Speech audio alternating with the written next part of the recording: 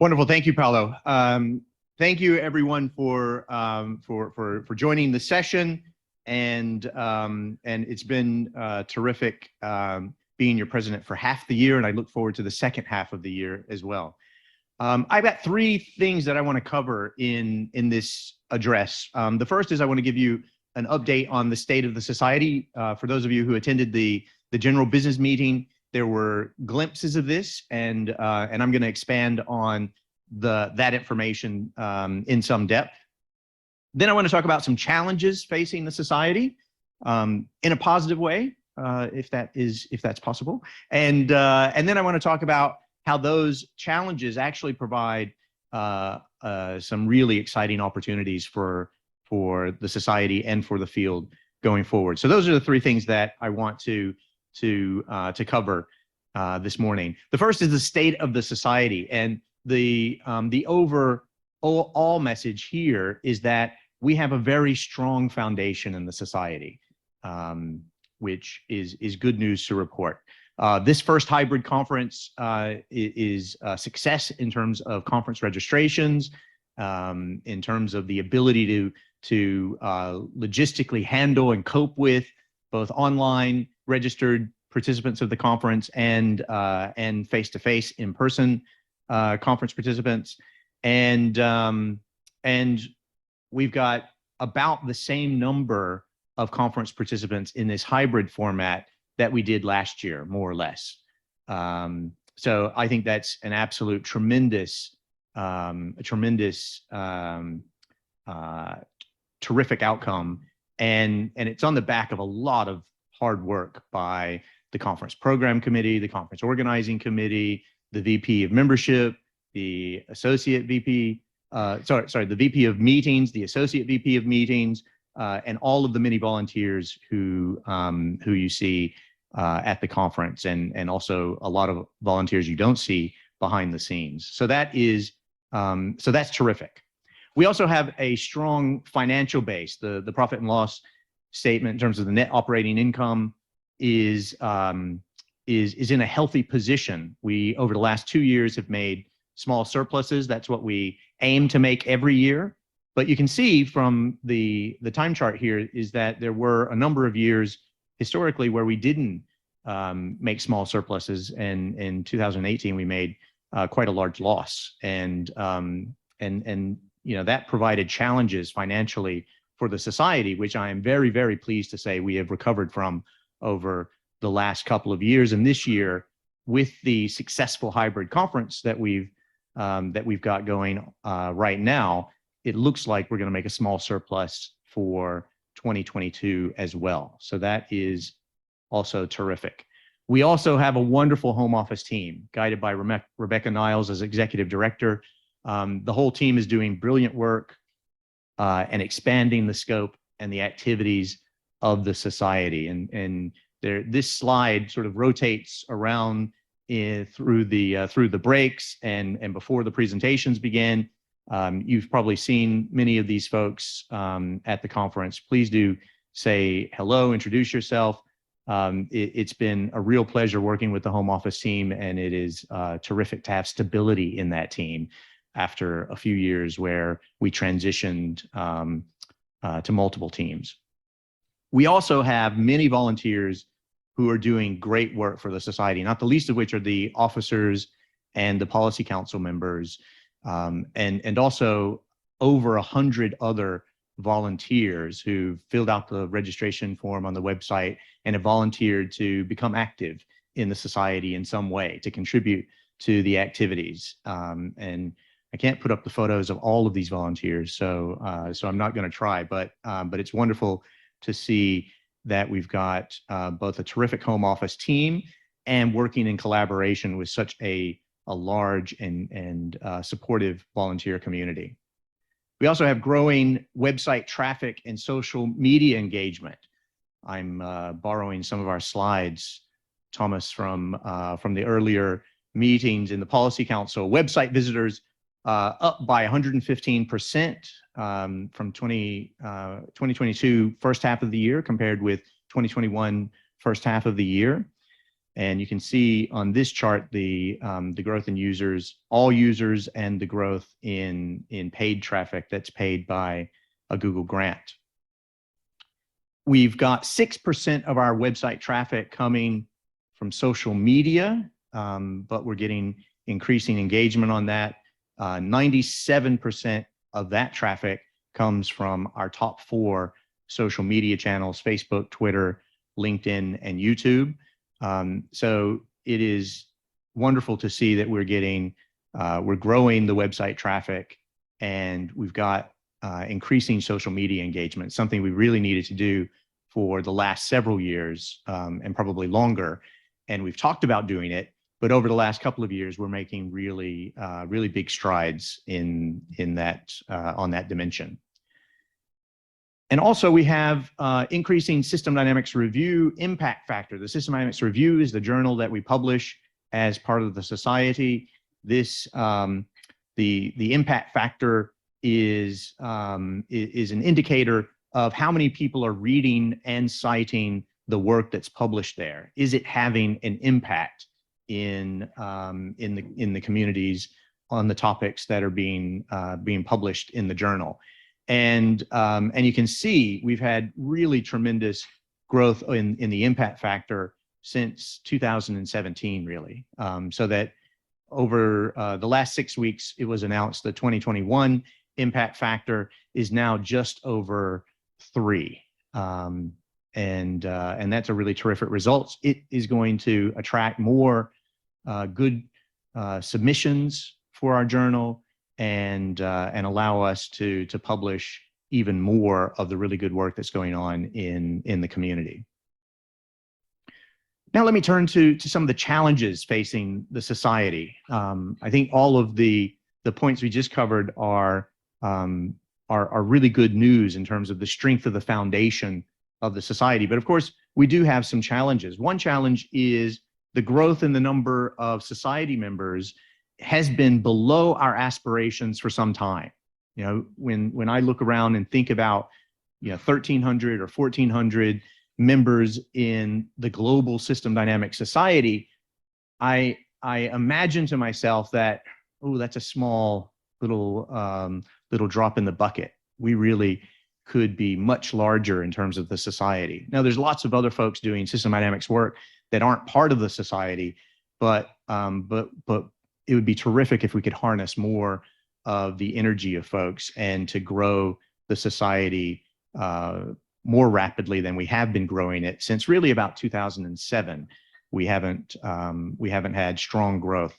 In the 1980s, we had 20% year-on-year membership growth. In the 1990s, we had 10% year-on-year annual growth, and since then it's been between 0 and 5%.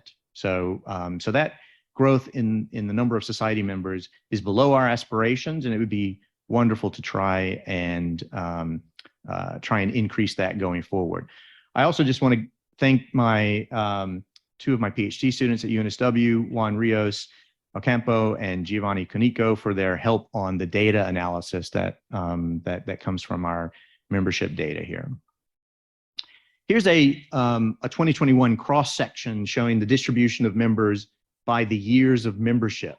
So that first column or that first bar shows our newcomers, the people who are just 1 year into membership. We've got over 400 of those members in 2021. That's terrific. It's great that we're attracting that many members. And you can see that once we've attracted members and they stay for long enough, you can look at the end of this distribution. We've got 120 members who have between 21 and 37 years of membership.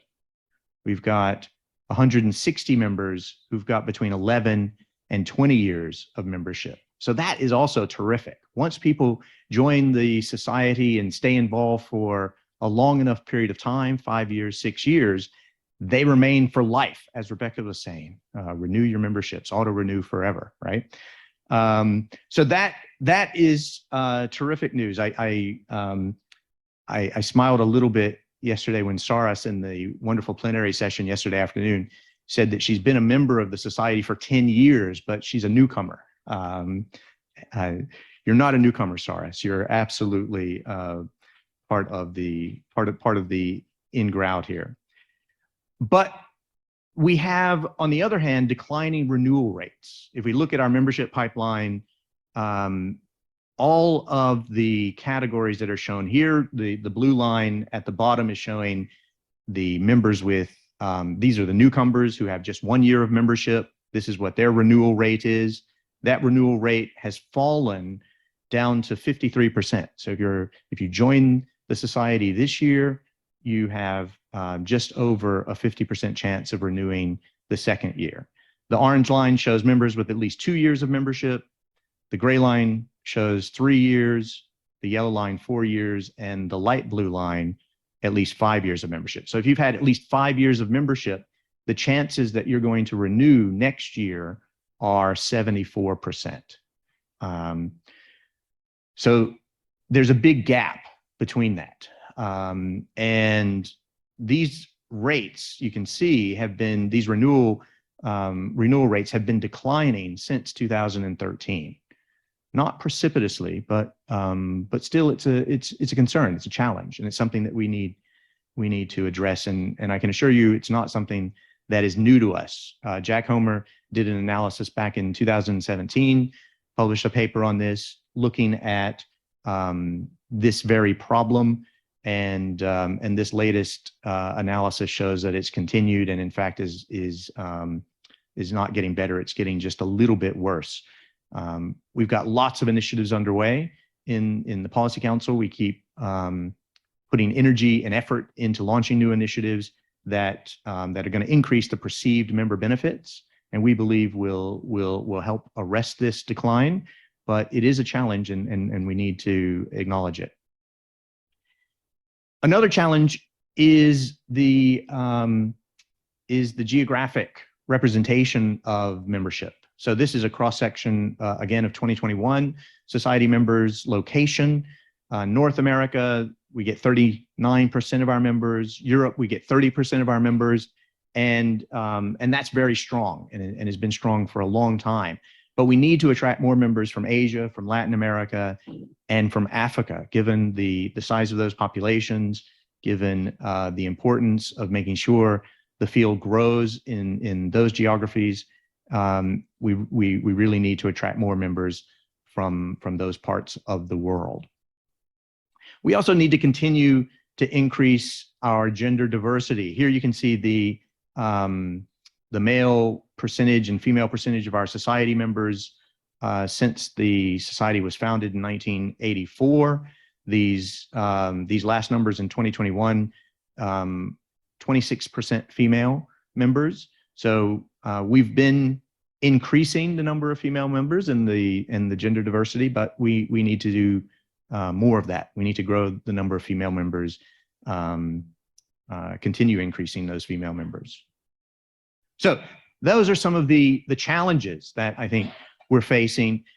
But in addition, we've got some really exciting opportunities that I think have only really emerged over the last 3 to 5 years in a major way.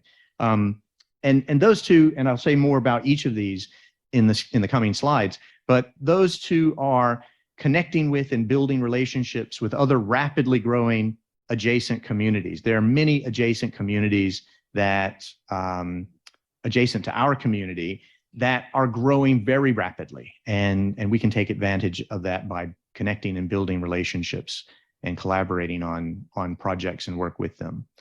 We can also capitalize on the growing appreciation that many complex problems, including most of the global challenges facing humanity, require a systems perspective. We've known that in the society since it began and before the society was founded. But others are waking up to this important fact, and that is a big opportunity for us to leverage and capitalize on. So just a little bit more about each of these. So in terms of opportunities to connect with other societies or other communities, one of those communities are the other simulation modeling communities. There's a diffusion of simulation modeling across academia and industry.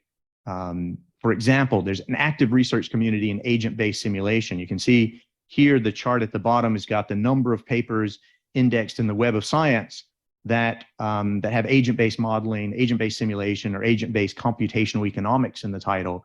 And you can see that they're publishing between 700 and 800 papers. I think 2020 was a downturn because of the pandemic, but you can see there is a very large and productive research community in these scholarly publications, and we can connect with them.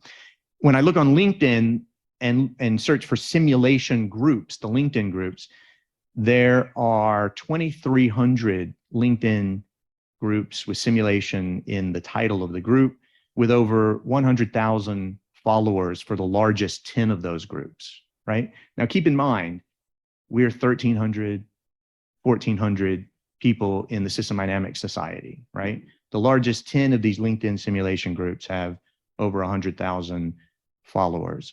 So this is a big opportunity for us. When I entered the field, I better not tell you how long ago. When I entered the field, the opportunities and the potential to publish simulation work in the journals that I was trying to publish in strategy and in management and organization theory, it was very challenging because people didn't publish simulation there. It wasn't possible. Even going out and talking with industry collaborators, potential industry collaborators, doing consulting projects in industry, simulation just wasn't as popular as it is now. It has really diffused throughout both the academic and industrial community, and we can take advantage of that. We've been doing this a long time. These other communities can learn some things from us. We can learn some things from them. We have made steps to start to reach out to some of these groups, and I know that that some of the people in this room have published papers and have done collaborative consulting projects and other practice-based projects with using other methodologies and combining methodologies, mixed methods, working with other members of these communities, but we can do a lot more. We need to find a way to connect with and build partnerships with these communities. There's also an opportunity to connect with the data science and information science communities.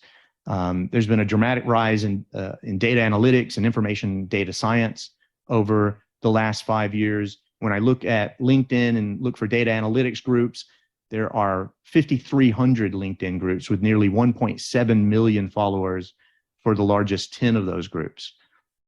And Kaggle, a data science machine learning platform owned by Google, recently, as recently as June 18th, crossed the 10 million unique users mark. So registered users, the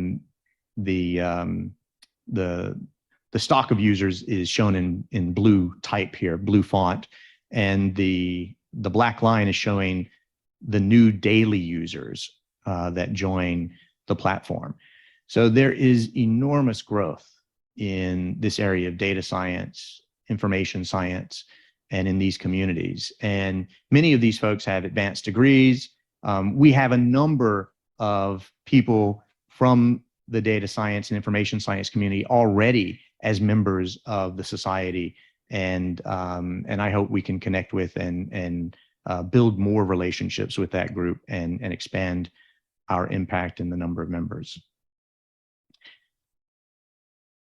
There's also a growing appreciation, as I mentioned before, of systems thinking and modeling as necessary in solving complex problems. So, so increasing recognition that many of these complex problems, including most global challenges that facing humanity, require a systems perspective. So there are repeated calls in the sustainability and climate change communities for systems analysis.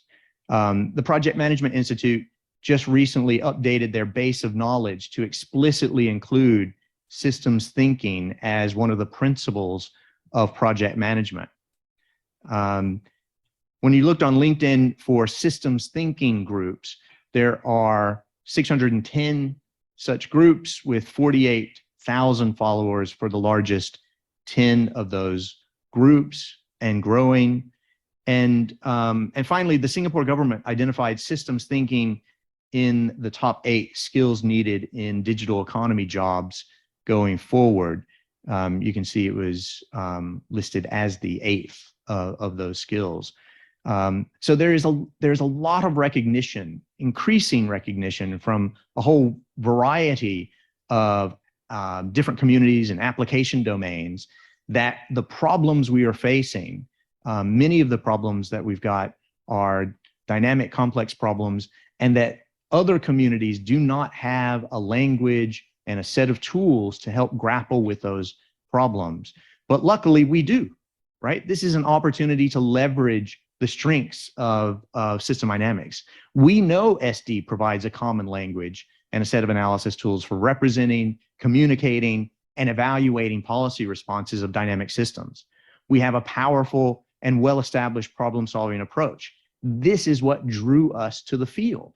It's why we've got people who joined the society when it began in 1984 and are still members of the society now.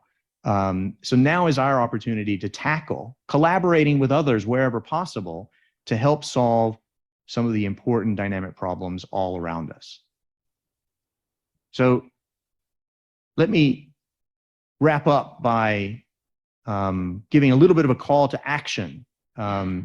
So first of all, thank you for being a member of our community. You're here because you are a member of our community, and we very much appreciate that. I hope you remain a member for many years. Please renew every year. Those of you who are new members, newcomers, as first-year members of the community, stick with it. You don't have to become an expert overnight. You don't have to become an expert in 1 year or 2 years. It takes time to develop your skills and your expertise in any domain, and systems thinking and modeling is no different. But the society and this community are really welcoming, and we'll do everything we can to help you up the learning curve, up to continue developing your skills and to collaborate with you as members of the community. Get engaged and help shape the society by volunteering. If you're a newcomer or if you've been in the society for a few years and you've been thinking about getting involved, please do so. We can do more if we have more of our membership engaged and active and helping to shape the society in ways that that deliver more benefits for them. Recruit your colleagues, your friends, and even your family to also become members, right? We need to start some of these reinforcing positive feedback loops, and the word of mouth loop is a wonderfully powerful loop. That loop is we can stimulate that loop even more. So please go out and recruit your others to become members. Get the word out about the impactful work you or others that you know of in our community, that work that you've done. We need more publicity and awareness globally of our best work. There's so much really good work that's going on in the society and in the broader system dynamics field, but it does not oftentimes get the publicity and raise the awareness that it should. And we've got to find a way to do more of that. So please do get the word out. There are members of the community who are doing a lot of this. I know John Sturman is doing a BBC interview about some of the climate change work that he's doing. I know that Hajir and Naveed and Jeroen have done interviews on the COVID modeling work that they've done. So there is some of this. Ed Anderson and again, John Sturman have done reach outs to the media on supply chain and logistics challenges posed by the pandemic. So some of this is happening, but we need to do much more of this to promote our work and to get more awareness globally of our best work. And then finally, partner with like-minded communities, simulation communities, information science, data science, and system societies to work on important problems. These communities are adjacent to ours. They are huge communities that are rapidly growing, and we've managed to thread the needle right in between many of these communities, and we've stayed relatively small compared to many of these other communities. But it doesn't have to remain that way. We can reach out and partner and collaborate with these communities to work on really important problems. Thank you very much, and enjoy the rest of the conference.